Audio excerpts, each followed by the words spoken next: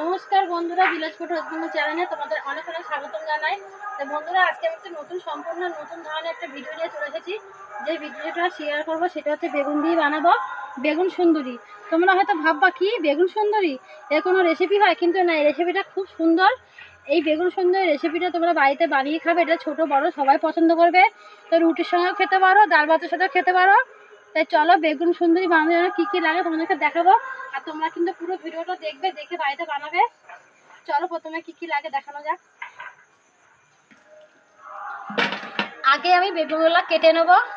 আর এই বেগুনে কিন্তু বোটাটা ফেলবে না, এই বোটাটা সুতে কিন্তু কাটবে।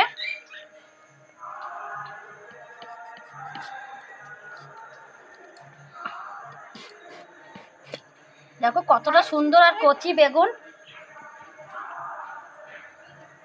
মাঝখান দিয়ে একটা ভাগ করে নিয়েছি, আবার এই মাঝখান দিয়ে আর একটা ভাগ করব।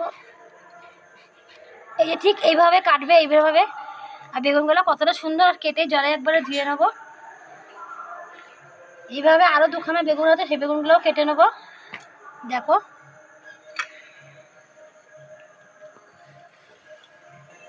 বেগুনগুলো সব কেটে নিয়েছি। আমি যে রেসিপিটা তোমাদের বানানো দেখাবো, এটা কিন্তু সম্পূর্ণ নতুন ধরনের একটা রেসিপি। বেগুনগুলো আবার জলে ধুয়ে নেব।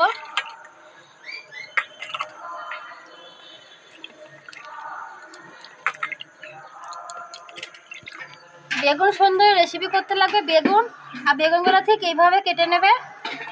একটা চাট মশলা নিয়ে নিয়েছি, এই দেখো 10 টাকা দাম। সামান্য পরিমাণে লঙ্কার গুঁড়ি, আর এক বাটি কারি পাতা কুচি, মানে গোটা গোটাই রেখেছি, কুচি করিনি। সামান্য পরিমাণে চিনি, সামান্য পরিমাণে নুন, সামান্য পরিমাণে হলুদ। এইগুলো লাগবে বেগুন সুন্দরী রেসিপি তৈরি করতে।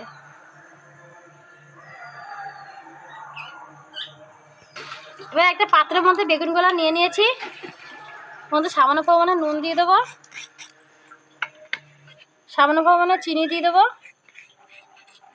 আর যখন তোমরা বেগুন ভাজবে, দেখবা বেগুন ভাজতে গেলে অনেকটা তেল লাগে, তখন কিন্তু তোমার সামান্য পরিমাণে অল্প চিনি দিয়ে বেগুনটাকে 5 মিনিট রেখে দেবে, তেলটা কিন্তু অনেক কম লাগে। সামান্য পরিমাণে হলুদ দিয়ে দেবো, দিয়ে বেগুনটাকে ভালো করে মাখিয়ে নেবো। এইভাবে বেগুনটা মাখিয়ে রাখলে তেলটা অনেক কম লাগে, নাহলে বেগুন ভাজতে প্রচুর তেল লাগে। হলুদ আর নুন আর চিনিটা মাখানো হয়ে গেছে।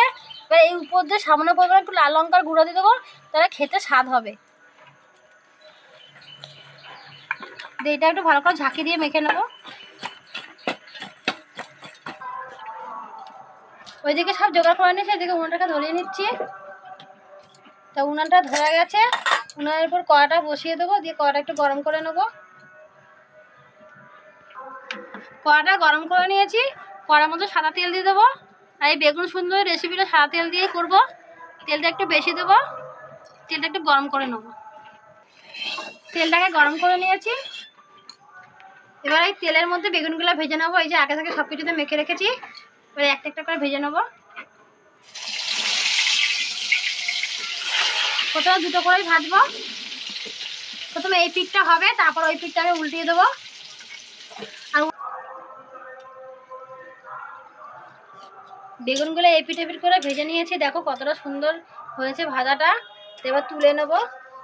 আর যখন তোমরা বেগুনগুলো দেবে, উপর থেকে আমি তেলটা দিয়ে দেবে, তাহলে আরও ভাজা ভালো হবে।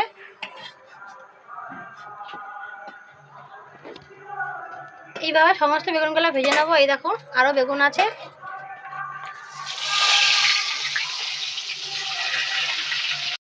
সমস্ত বেগুনগুলো ভেজে নিলাম, দেখো কতটা সুন্দর লাগছে দেখতে। এবার এই তেলের মধ্যে আমি এক বাটি কারি পাতা ভেজে নেব।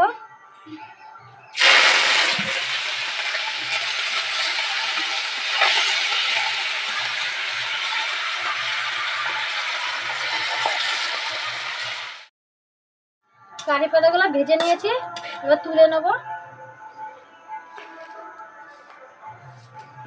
আর কারি পাতাটা কিন্তু একটু বেশি করে ভেজেছি, এতে যতটা কারি পাতা দেবে তবে খেতে সুন্দর হবে। এখন এই গরম অবস্থায় একটু হালকা করে আমি হাত দিতে পারছি, এই যে ভেঙে নেব। পুরো তোমরা শিলনোড়ায় বেটে নিতে পারো, কিন্তু বাটতে হবে না, কড়া করে ভাজতে পারে, এমনি ধরলেই গুঁড়ি গুঁড়ি হয়ে যাচ্ছে। তো আমি হাত দিয়ে ভেঙে নেব সমস্ত পাতাগুলি। কারি পাতাগুলো দেখো সব হাত দিয়ে টুকরো টুকরো করে নিয়েছি।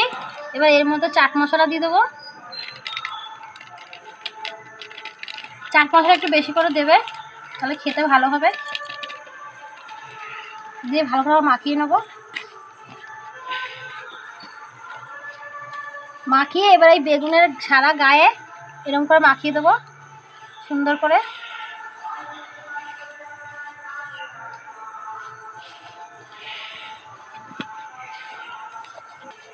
ভালো করে মাখিয়ে নিয়েছি, দেখো কতটা সুন্দর। এটা কি বলবো, এত সুন্দর একটা রান্না, পুরো নতুন ধরনের রান্না। এবার প্লেটে সাজিয়ে নেবো একটা একটা করে।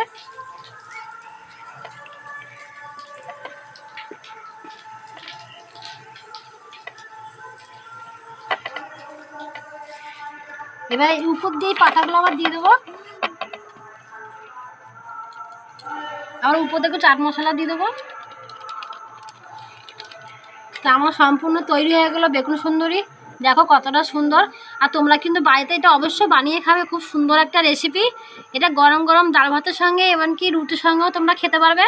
এটা কিন্তু সম্পূর্ণ একটা নতুন রান্না রেসিপি। অবশেষে বেগুন সুন্দর রেসিপি হয়ে গেছে। আজকে আমি ননদকে দেবো, খেয়ে বলবো কেমন হয়েছে। খেয়ে বলো বন্ধুরা কেমন হয়েছে। খুব সুন্দর হয়েছে বন্ধুরা, আমার কাছে তো ভালো লেগেছে, তোমাদেরও নিশ্চয়ই জানি ভালো লাগবে। তা আমার ননদ বলে দিয়েছে এই রেসিপিটা খুব সুন্দর, তোমরাও কিন্তু বাড়িতে বানিয়ে নেবে। এটা ছোটো বড়ো তুমি সবাই পছন্দ করবে। এটা গরম গরম ডাল ভাতের সাথে এবং গরম রুটির সঙ্গে। আর তোমরা কিন্তু আমার পাশে থাকবে, আমার ভিডিওটা দেখবে আর আমাকে এগিয়ে যেতে সাহায্য করবে। আমিও তোমাদের কাছে নতুন নতুন রেসিপি শেয়ার করতে পারি। ধন্যবাদ, পরে ভিডিও দেখাবে। আর তোমরা কিন্তু ভালো থাকবে, সুস্থ থাকবে।